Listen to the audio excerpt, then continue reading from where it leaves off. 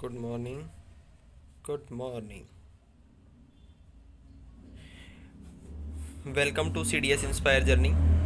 जैसे ही हम देखते हैं कि पूरी साल बहुत सारे इंडेक्स रैंकिंग्स आती हैं, जैसे on basis on environment, business और इकोनॉमी, इन सब के आधार पर। लेकिन इन सब में जो इम्पोर्टेंट है वो है ह्यूमन डेवलपमेंट इंडेक्स। अभी प्रकाशित किया गया है human development index.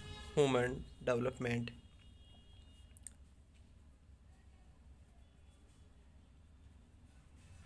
Development index, ये सब प्रकाशित किया जाता है यूएन के द्वारा।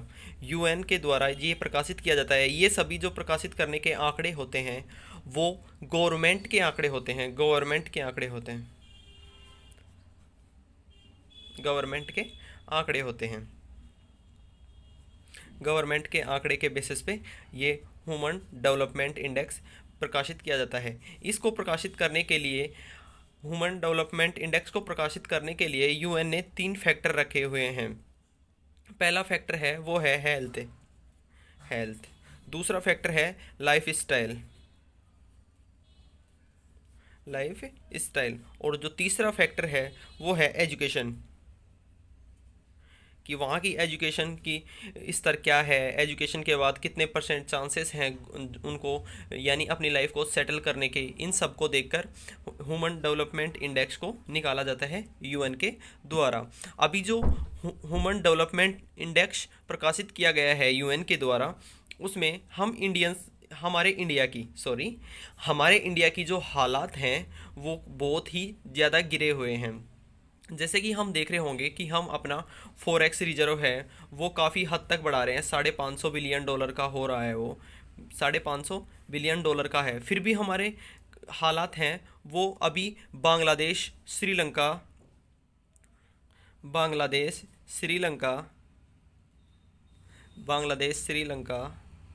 और भूटान से काफ़ी हद तक कम है। मतलब काफ़ी हद तक हम इनसे रैंकिंग में पीछे हैं। हमारी रैंकिंग जो लास्ट ईयर से है वो अभी घटकर नीचे आई है। लेकिन बांग्लादेश की जो रैंकिंग है वो अभी कुछ ज़्यादा नहीं है हमसे, मतलब सिमिलर है दोनों की, लेकिन हमसे ज़्यादा है। उसी प्रकार जो फर्स्ट रैंकिंग आई है वो आई है स्विट्ज़रलैंड की। फर्स्ट रैंकिंग आई है जो है स्विट्ज़रलैंड की। फर्स्ट रैंकिंग स्विट्ज़रलैंड की। वो क्यों है? क्योंकि यहाँ की जो पॉपुलेशन है वो 86 लाख ही है, 86 लाख है, जिसके कारण यहाँ की जो हैप्पीएस्ट इंडेक्स है, ये हैप्पीएस्ट इंडेक्स में जिस प्रकार से ह्यूमन डेवलपमेंट इंडेक्स में ये 3 चीज़ों को मापा जाता है, उसी प्रकार उसमें मापा जाता है, उनमें भी ये सबसे ऊपर आते हैं। और यहाँ पे हेल्थ पे भी अच्छे से गवर्नमेंट ध्यान दे पाती है क्योंकि यहाँ की पॉपुलेशन 86 लाख ही है। लाइफ स्टाइल पे लोगों को भी ध्यान दे पाती है, एजुकेशन पे भी, और यहाँ की गवर्नमेंट के पास जो पैसा है वो बहुत ज़्यादा है, इसलिए इनका फर्स्ट स्थान है ह्यूमन डेवलपमेंट इंडेक्स में। जो सेकंड स्थान है वो है नॉर्वे। सेकंड स्थान किसका है? नॉर्वे का।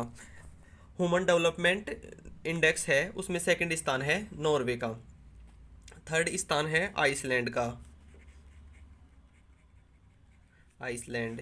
फोर्थ स्थान है हांगकांग जो चाइना है, उनका थर्ड स्थान है आइसलैंड का, सेकंड स्थान है नॉर्वे का, फर्स्ट स्थान है स्विट्जरलैंड का। और मैंने क्यों है वो भी आपको बताया है, क्योंकि वहाँ की पॉपुलेशन है वो 86 लाख ही है, वहाँ की गवर्नमेंट के पास पैसा भी बहुत है, इसलिए ये सब है।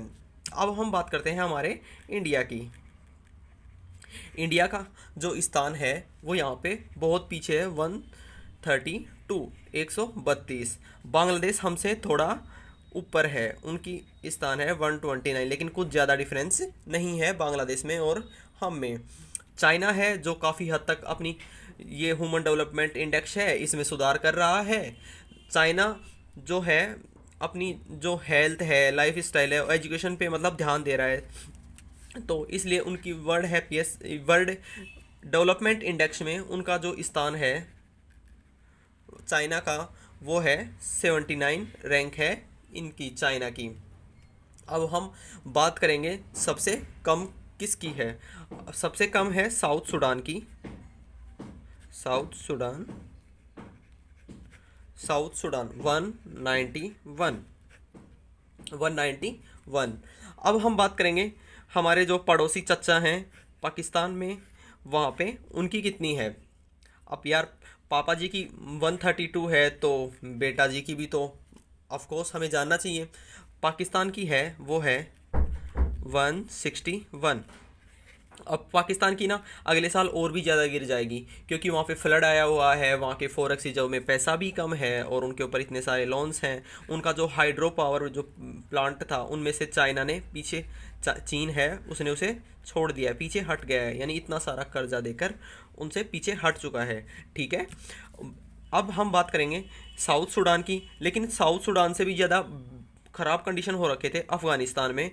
अफ़गानिस्तान की जो कंडीशन है इस रैंक में साउथ सूडान से ज़्यादा है, अच्छी है, मतलब साउथ अफ़गानिस्तान की जो रैंकिंग है 180 है।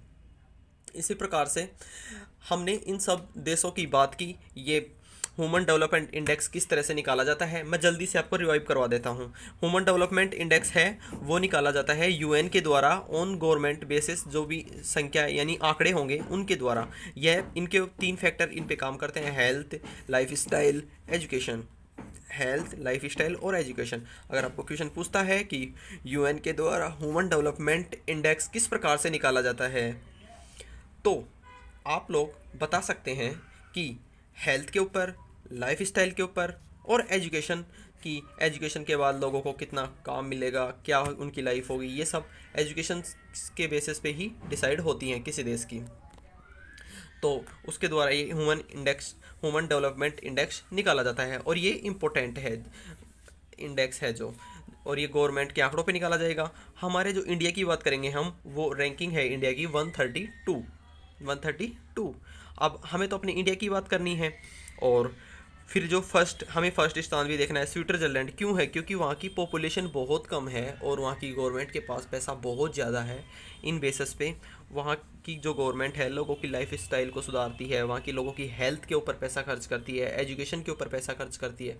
इन सब के बेसिस पे वहाँ की जो ह्यूमन डेवलपमेंट इंडेक्स में रैंकिंग है वो फर्स्ट है, रैंकिंग फर्स्ट है। सेकंड है नॉर्वे, थर्ड है आइसलैंड, फोर्थ है हांगकांग जो चाइना का पार्ट है वो, और सबसे ख़राब लाइफ स्टाइल है वो है साउथ सूडान की 191।